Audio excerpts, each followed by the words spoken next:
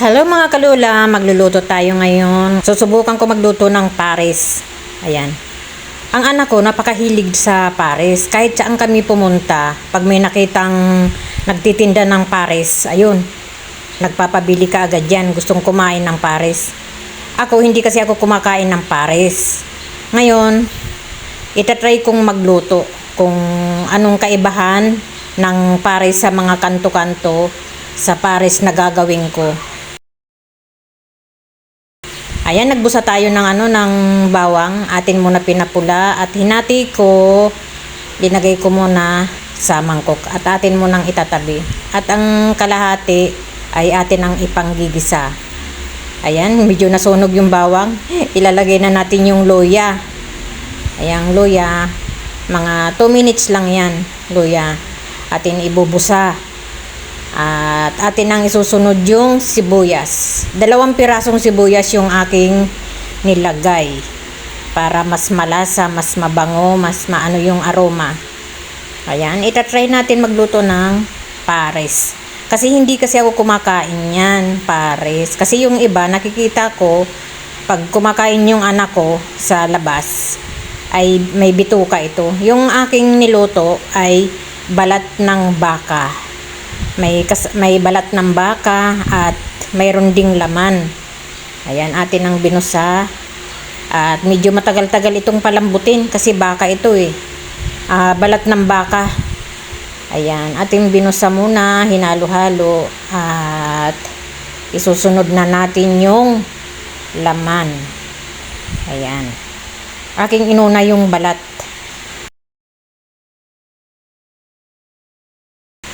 At ayan, atin ang isasabay yung laman. Bali, hiniwa ko lang ito ng maliliit. Maliliit para medyo madaling palambutin. Ayan. Dahil medyo matagal palambutin yung baka, kaya mga siguro 3 oras ito bago mapalambot.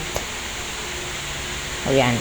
Hindi ko nga inubos yung aking biniling baka kasi unang luto ko pa lang itong pares. Atin lagyan ng patis. Ayan, patis. Patis muna yung ating ilalagay. At atin din ito lagyan ng toyo maya-maya. Ayan, pagkalipas ng 5 minuto atin balikan. I-check natin, atin halu-haluin. Ayan. Halo-haluin muna natin.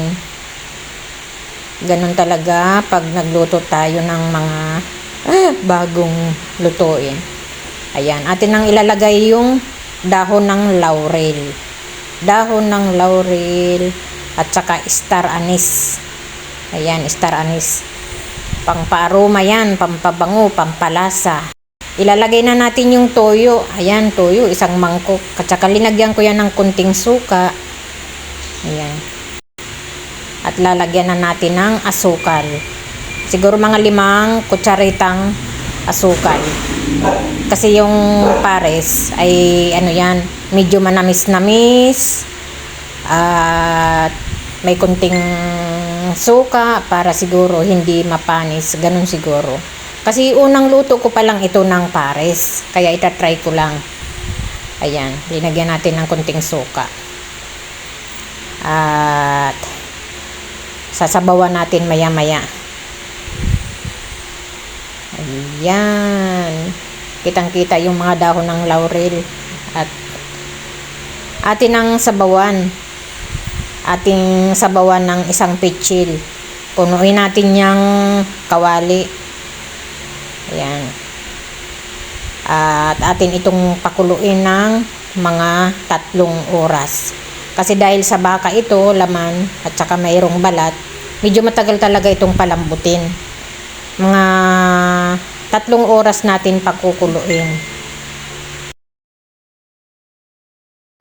Ayan. Medyo kumunti na yung sabaw niya. At lagyan natin ng kunting palapot na cornstarch. Ayan, cornstarch.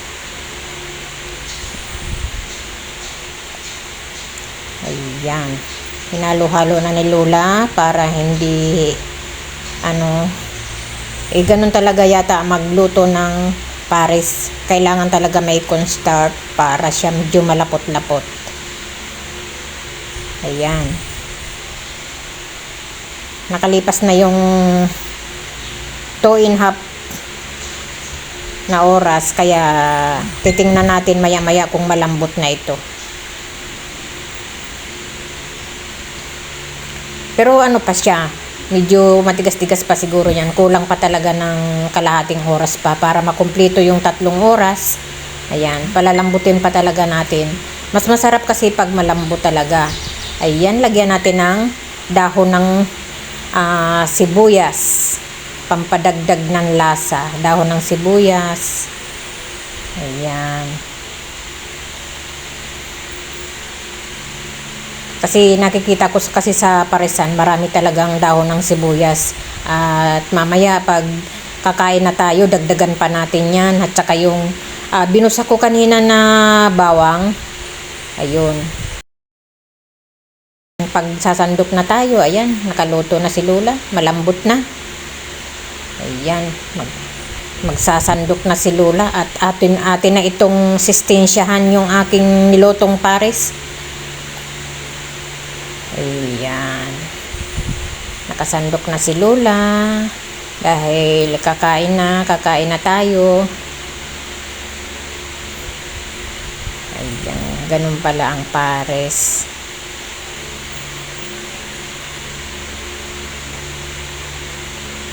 Ayan na.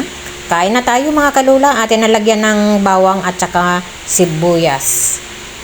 Dahon ng sibuyas. Kakain na si Lola. Titikman na ni Lola yung kanyang niluto. Hindi ko na yan linagyan ng ng yimpo na chicharon na lechon kawali. Puro baka lang yan. Ayan. Lasang parang adobo din ang lasa. Hindi ko alam kung ano talaga ang lasa ng tunay na pares kasi hindi ka naman kasi ako nakain yan. Ngayon ko lang sinubukan magluto niyan. Parang lasang adobo din pala. Kaya lang parang nasobra nata ng toyo kaya masyadong maitim. Ayan. Unang subo ni Lola. Masarap. Masarap daw, sabi ni Lola. Diba? Ayan na. Ayan na yung napakahilig sa pares. Yung nagtitinda ng mga pares sa kanto-kanto o saan lugar man dyan na Ano kaya sasabihin nito? kumain ng mga pares. Kumusta kaya ang Nagluto ako ngayon. panlasa nito sa linuto kong pares? Pares. Ano ang kaibahan ng mga natitikman mo pares sa mga kanto-kanto? Anong kaibahan ng luto ko? Masarap yung luto mo. Sigurado ka ba? O binubula mo lang ang nanay mo? Sigurado ako. Masarap? Pwede Pwede nang panlaban sa tinda ni Diwata. Pwede. Wala pang yan, wala pang tawag nito, yung lechon kawali. Paano na pag dinagyan ko pa ng ganun? Sa tingin mo, pipilahan kaya yan kung ako yung magtinda ng ganun? Ng ganyang pares? Pipilahan to. At babalik-balikan? Kasi Kasi tuwing lalabas tayo pag nakikita ka ng paresan gusto mong kumain ng pares. Kaya sinubukan kong magluto ng pares kung ano ba talaga ang kaibahan na luto ko o yung pares sa mga kanto-kanto lang.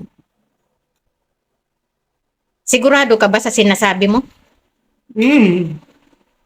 Kunyari, pag tayo ay nagtinda niyan, babantayan mo. Siyempre naman. Tapos magdadagdag tayo ng soft drinks and the rice, 100. Tapos and the rice, tapos may soft drinks. Oh. Lalong-lalo na kung malapit sa bayan, maraming tao. Sana lang. Dahil yan ang hanap buhay mo habang ikaw ay nabubuhay at kailangan mong pagsikapan at para ka umasinso. Dahil ang nanay mo ay may edad na, na yan sa kanya, ikaw may bata ka pa, kailangan mo ay magsikap sa buhay mo. Dahil katulad niyan, wala kang asawa, wala kang anak, kailangan mong mag-ipon. At salamat po sa mga nanood sa video ni Lola. Trinay lang ni Lola magluto ng ng pares. Ayan. Salamat sa mga nanood at sa mga sumusuporta. Thank you for watching and bye!